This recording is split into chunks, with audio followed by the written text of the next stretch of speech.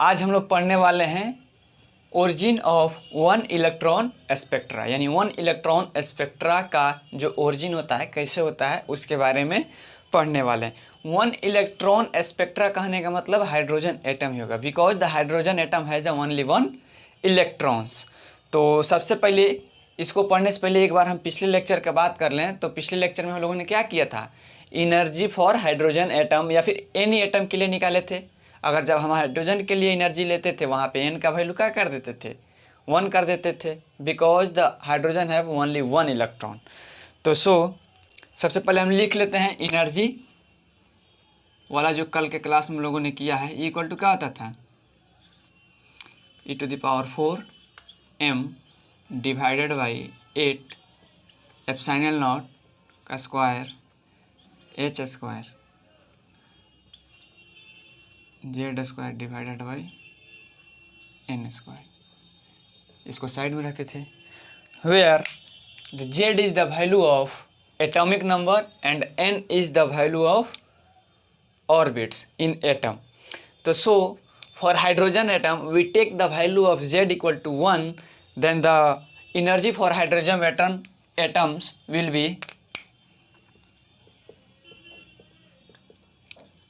e⁴ m divided by 8 epsilon naught का square h square, and we take the value of z equal to 1, then its value will be 1 and n square. This is the energy for hydrogen atom. तो यह hydrogen atom के लिए energy हो जाता था। अब हम लोग origin of one electron spectra पढ़ेंगे। तो वन इलेक्ट्रॉन स्पेक्ट्रा पढ़ने से पहले हम आपको बोर्स का जो पोस्टुलेट पढ़ाए थे उसको एक बार बता देते हैं कि बोर्स पोस्टुलेट में हम लोगों ने क्या किया था। उसमें पढ़ा था, when the electrons are jump to the higher energy state to lower energy state, then its emit radiation. यानी जब इलेक्ट्रॉन हायर एनर्जी स्टेट से लोअर एनर्जी स्टेट में जाता है तब ये क्या करता है, रेडिएशन को इमिट करता है।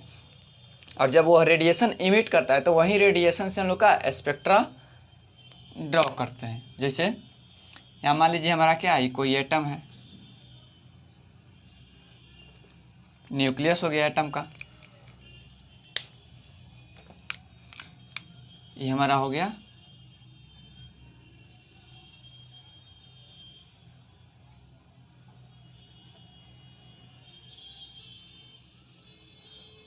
First orbit,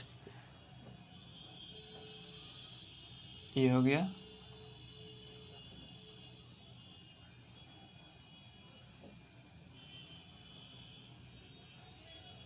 second orbit. यहाँ पे n = 1 n = 2, ये हो जाएगा हमारा फर्स्ट एनर्जी स्टेट, ये हो जाएगा सेकेंड एनर्जी स्टेट। तो उसमें हम लोगों ने पढ़ा था कि जब इलेक्ट्रॉन किसी हायर एनर्जी स्टेट से लोअर एनर्जी स्टेट में जाता है तो क्या करता है, रेडिएशन को इमिट करता है, यानी एनर्जी रिलीज करता है। तो यहाँ पे मान लीजिए कोई इलेक्ट्रॉन है जो स्टेट एनर्जी स्टेट 2 में है, यहाँ से क्या कर रहा है, एनर्जी स्टेट 1 में आ रहा है, तो क्या करे, एनर्जी इमिट करेगा, इमिट एनर्जी। वो एनर्जी क्या हो जाएगा, दोनों स्टेट के डिफरेंस के बराबर हो जाएगा। तो एनर्जी यानी हायर एनर्जी स्टेट और लोअर एनर्जी स्टेट, जिस एनर्जी स्टेट से जिसमें जाएगा, यानी इनिशियल एनर्जी स्टेट से जब फाइनल एनर्जी स्टेट में जाएगा तो उस दोनों के बीच का जो डिफरेंस होगा उतना एनर्जी क्या कर देगा, रेडिएट कर देगा। तो क्या हो जाएगा, E, और E = हम लोग क्या पढ़ रहे हैं, h new, E = h new. तो यहाँ पे हम E का वैल्यू रख सकते हैं, क्या हो जाएगा, E2 - E1 = h new. h new Einstein के इक्वेशन से, और हम जानते हैं न्यू = क्या हो जाता है, c/λ। तो यहाँ पे हम लिख सकते हैं E2 - E1 = hc divided by lambda. ये हमारा हो जाएगा इक्वेशन नंबर, इसे हम इक्वेशन नंबर फर्स्ट मान लेते हैं। अब क्या करते हैं, ये तो हमारा जनरल केस यानी n ऑर्बिट के लिए हो गया। अब यहाँ पे हम 2 एनर्जी लेवल लिए हैं, एनर्जी स्टेट 1 एनर्जी स्टेट 2, यानी जहाँ n का वैल्यू 1 है और n का वैल्यू यहाँ पे 2 है, तो इस दोनों के लिए एनर्जी स्टेट लिखेंगे। तो चलिए लिखते हैं, इक्वेशन फर्स्ट मानिएगा। अब यहाँ से हम कर रहे हैं। तो for energy state 1 energy equal to क्या हो जाएगा, e⁴ m divided by 8 epsilon not का स्क्वायर h स्क्वायर, n यहाँ पे क्या ले लेंगे, 1 ले लेंगे, तो 1, तो ये हमारा हो जाएगा हाइड्रोजन एटम का बात हो रहा है, फॉर हाइड्रोजन एटम, यानी फॉर H एटम, जहाँ Z इक्वल टू क्या होता है, 1 होता है। तो एनर्जी स्टेट फर्स्ट हो गया e⁴ m divided by 8 epsilon not h square. अब एनर्जी स्टेट 2 के लिए लिखेंगे, यानी E2, तो हम क्या करेंगे, इक्वेशन नंबर 1 में पुट करेंगे। तो इसको पुट करते हैं इक्वेशन नंबर फर्स्ट में। इक्वेशन फर्स्ट क्या है, E2 minus E1 equal to HC divided by lambda. E2 का वैल्यू हमारा क्या आया है, e⁴ m, ये सब निगेटिव में होता है एनर्जी, 4 8 एप्सिलॉन नॉट का स्क्वायर। एक काम करते हैं, हमको जनरल फार्मूला निकालना है, तो यहाँ पे n का वैल्यू n2 ही रहने देते हैं, n का वैल्यू यहाँ पे n2 रहने देते हैं, और यहाँ पे n का वैल्यू n1। जनरल फार्मूला निकाल लेते हैं, बाद में हम अपना ऑर्बिट का नंबर रखते जाएंगे और उसके लिए एनर्जी लेवल और एनर्जी डिफरेंस निकालते जाएंगे। तो यहाँ पर हो जाएगा 8 एप्सिलॉन नॉट का स्क्वायर h स्क्वायर और 1/n2 का स्क्वायर, माइनस में है ये भी, माइनस E1, तो माइनस और माइनस क्या हो जाएगा, प्लस, तो ये हो जाएगा प्लस, तो इसका वैल्यू हो जाएगा e⁴ m divided by 8 epsilon not का स्क्वायर h स्क्वायर, और यहाँ पे हम क्या रखे थे, n2, यहाँ पे हो जाएगा n1 का स्क्वायर, n2 का स्क्वायर n1 का स्क्वायर इक्वल टू क्या हो जाएगा, HC डिवाइडेड बाई लेमडा। अब इसको हम कैलकुलेट करेंगे तो क्या हो जाएगा, यहाँ से देखिए कॉमन क्या हो रहा है, e⁴ m h e⁴ epsilon not का स्क्वायर h स्क्वायर, यहाँ भी सेम है, इसको कॉमन कर लेंगे, क्या हो जाएगा, e⁴ m divided by 8 epsilon not का स्क्वायर h स्क्वायर, इतना कॉमन हो जाएगा। अब यहाँ पे बचेगा 1/-1/n2 का स्क्वायर और 1/n1 का स्क्वायर, तो इसको हम क्या कर लेंगे, 1/n1 का स्क्वायर माइनस 1/n2 का square equal to HC divided by lambda. यहाँ पे क्या है, HC को इधर भेज देंगे, H और C को इधर भेज देंगे ताकि 1/λ निकल जाएगा, जो कि लेमडा क्या होता था, नंबर्स ऑफ 1/λ इक्वल टू क्या हो गया, न्यू, जो कि वेव नंबर आता था इमिशन स्पेक्ट्रम में। हाँ, हम रेडियो जहाँ एटॉमिक स्पेक्ट्रा पढ़े थे वहाँ पे वाला हम फार्मूला पढ़े थे। तो यहाँ पे क्या हो जाएगा, इधर रहेगा e⁴ m divided by 8 epsilon not का स्क्वायर HQC, h आएगा तो यहाँ पे h स्क्वायर है और HQ हो जाएगा और c हो जाएगा इक्वल टू 1/n1 का स्क्वायर माइनस 1/n2 का स्क्वायर इक्वल टू 1/λ, जो कि हमारा क्या निकल जाएगा, numbers of waves in spectra. तो ये हमारा निकल गया किसी भी जनरल एटम के लिए, हाइड्रोजन एटम के लिए, because we take the value of z equal to 1। अब यहाँ पे हम एक एक ऑर्बिट के लिए निकालते चलेंगे कि जब कोई इलेक्ट्रॉन, यहाँ पे हम देखेंगे कि कोई इलेक्ट्रॉन अगर हायर एनर्जी स्टेट से फर्स्ट एनर्जी स्टेट में आ रहा है तो कितना एनर्जी रिलीज कर रहा है, और उस स्पेक्ट्रल लाइन को हम लोग क्या कहते हैं। अगर कोई इलेक्ट्रॉन किसी हायर एनर्जी स्टेट से सेकेंड एनर्जी स्टेट में आता है, तो सारे हम लोग एटॉमिक स्पेक्ट्रम में पढ़ चुके हैं कि जब हायर एनर्जी स्टेट से फर्स्ट में आएगा तो लाइमन सीरीज, सेकेंड में आएगा तो ऐसे पिछले क्लास में पढ़ चुके हैं, उसको हम एक बार अब इसको फर्स्ट के लिए है e⁴ m divided by 8 epsilon not का square h square c 1/n1 का स्क्वायर माइनस 1/n2 का स्क्वायर इक्वल टू 1/λ। जहाँ पे ये हमारा क्या हो रहा था, इसका वैल्यू ये क्या है, रेडबर्ग कांस्टेंट हो जाता था, यानी रेडबर्ग कांस्टेंट 1/n1 का स्क्वायर माइनस 1/n2 का स्क्वायर इक्वल टू 1/λ। इसको हम रेडबर्ग कांस्टेंट माने थे कब, जब हम फर्स्ट लेक्चर में ही एटॉमिक स्पेक्ट्रा पढ़ रहे थे, जिसका वैल्यू क्या होता था, आर का वैल्यू रेडबर्ग कांस्टेंट का 1.097 इंटू 10⁻7 प्रति मीटर इसका वैल्यू होता था। अभी हम इसके बारे में और आगे पढ़ेंगे, जब फाइनाइट न्यूक्लियर मास के लिए पढ़ेंगे तो वहाँ पे इसका भी वेरिएशन पढ़ेंगे। तो अभी चलिए इसको लिखते हैं। For hydrogen atom, for hydrogen atom, यानी हाइड्रोजन एटम के लिए हमारा क्या निकल के आया है, 1/λ इक्वल टू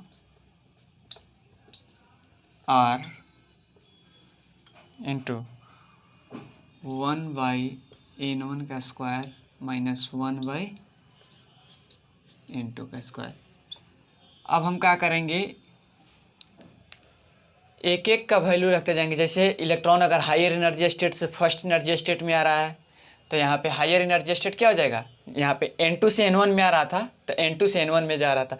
अगर यहाँ पे n3 से n1 में आएगा, अगर फर्स्ट एनर्जी स्टेट में आएगा तो इसको 1 रखेंगे और इसको जिस एनर्जी स्टेट से आएगा उसका वैल्यू लिखेंगे। तो लिखेंगे for first orbit when electron jump into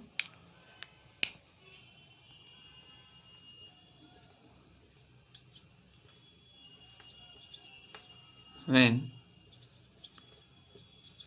electron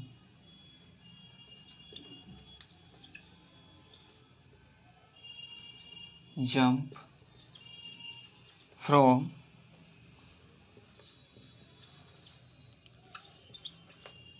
higher energy state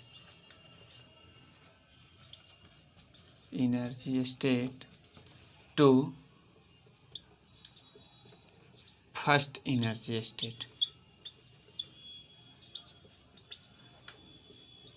अगर कोई इलेक्ट्रॉन हायर एनर्जी स्टेट से फर्स्ट एनर्जी स्टेट में आएगा तो उसके लिए 1/λ का वैल्यू क्या हो जाएगा, आर तो कांस्टेंट है, Rydberg constant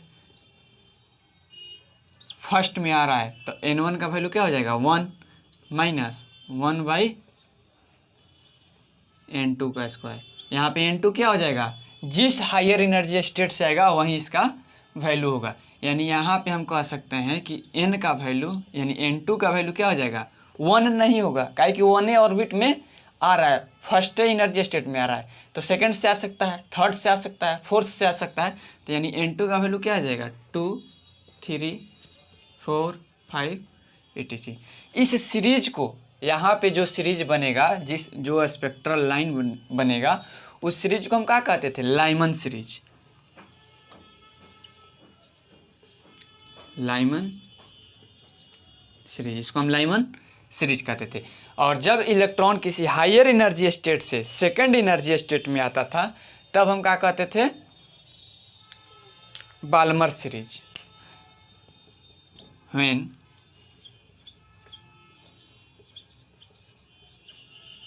electron jump from any higher energy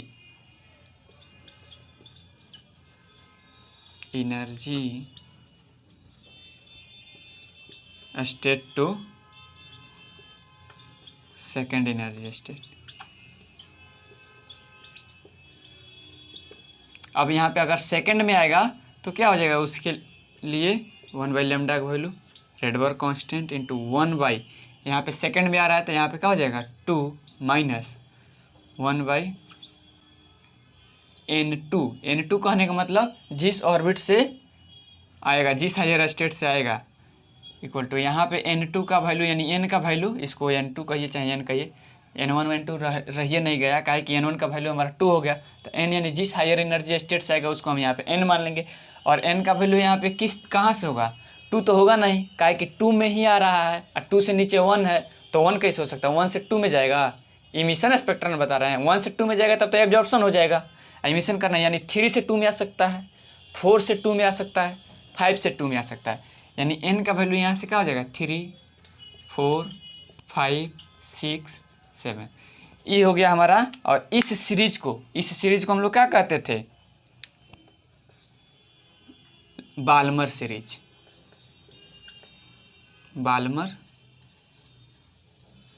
इसे हम बाल्मर सीरीज कहते थे।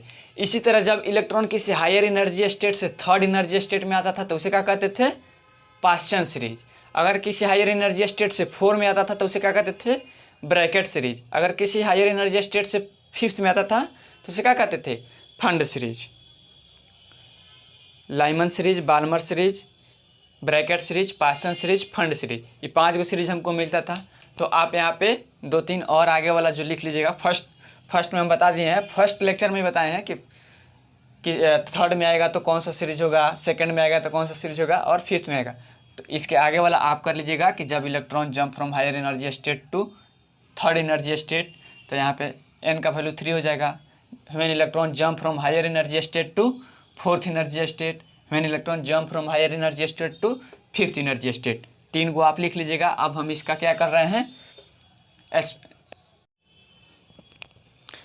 तो चलिए अब हमने क्या कर लिया है, स्पेक्ट्रल सीरीज को ड्रॉ कर लिया। इसमें हम देखेंगे क्या कह रहा था कि जब इलेक्ट्रॉन किसी हायर एनर्जी स्टेट से, हायर एनर्जी का कहने का मतलब 2 हो सकता है, 3 हो सकता है, 4 हो सकता है, यानी किसके लिए, लाइमन सीरीज के लिए। क्योंकि फर्स्ट ऑर्बिट में आएगा तो इसका हायर एनर्जी स्टेट क्या हो जाएगा, 2 हो जाएगा, 3 हो जाएगा, 4 हो जाएगा।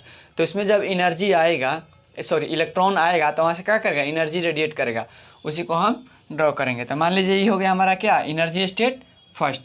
इसमें 2 से भी आ सकता है, 3 से भी आ सकता है, 4 से भी आ सकता है, 5th से भी आ सकता है, या फिर किसी भी हायर एनर्जी स्टेट से आ सकता है। क्या, इलेक्ट्रॉन जब आएगा तो यहाँ से क्या करेगा, एनर्जी रेडिएट होगा, जिसका वेव नंबर 1/λ क्या है, वेव नंबर ऑफ रेडिएशन, और लैम्डा इक्वल टू क्या हो जाता है, वेवलेंथ ऑफ रेडिएशन। तो यहाँ पे वेव नंबर हम निकाल सकते हैं किससे, इससे।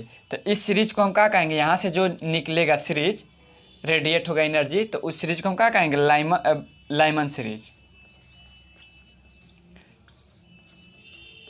Lyman series. इसी तरह दूसरे के लिए क्या कर रहा है, किसी भी हायर एनर्जी स्टेट से सेकंड एनर्जी स्टेट में आना चाहिए। कहाँ आना चाहिए, कोई भी हायर एनर्जी स्टेट हो। सेकंड के लिए हायर एनर्जी स्टेट कहाँ होगा, सेकंड से ऊपर, सेकंड से नीचे तो नहीं होगा। यानी सेकंड में है तो उसके लिए हायर एनर्जी स्टेट 3 हो जाएगा, 4 हो जाएगा, 5th हो जाएगा। यानी अगर सेकंड एनर्जी स्टेट में कोई आ रहा है तो 3 से आ सकता है, 4 से आ सकता है, 5th से आ सकता है, या फिर किसी भी हायर एनर्जी स्टेट से आएगा। तो इसे हम कौन सा सीरीज कहते हैं, इसे कहते हैं बाल्मर सीरीज, बाल्मर सीरीज। उसके बाद अगर किसी हायर एनर्जी स्टेट से थर्ड में आता है तो क्या हो जाता है, तो थर्ड के लिए हायर एनर्जी स्टेट क्या हो जाएगा, 4 हो जाएगा, 5th हो जाएगा, 6 हो जाएगा, या फिर कोई भी ऊपर का हायर एनर्जी स्टेट हो जाएगा। तो इसमें आएगा, अगर किसी भी हायर एनर्जी स्टेट से थर्ड एनर्जी स्टेट में आता है तो उसके लिए इस सीरीज को, यहाँ से जो हमें सीरीज मिलेगा उसे क्या कहेंगे, Paschen series. Lyman series, Balmer series, Paschen series, इसे हम कहते हैं पाश्चन सीरीज। और 4th के लिए, यानी 4th के लिए हायर एनर्जी स्टेट क्या हो जाएगा, 5th, 6th, 7th। तो यहाँ पे अगर किसी भी हायर एनर्जी स्टेट से अगर 4th में आ रहा है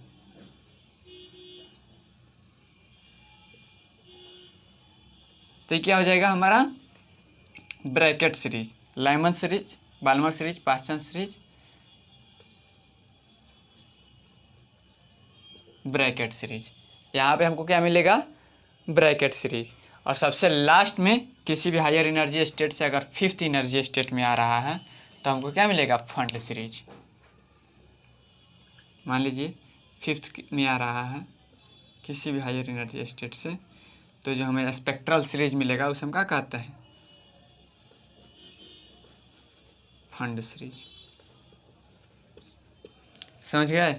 तो यहाँ पे पहले डेरिवेशन कीजिएगा फिर इसको लिखिएगा। यहाँ हम 2 को लिखे हैं, आप थर्ड के लिए लिख लीजिएगा सेम टू सेम।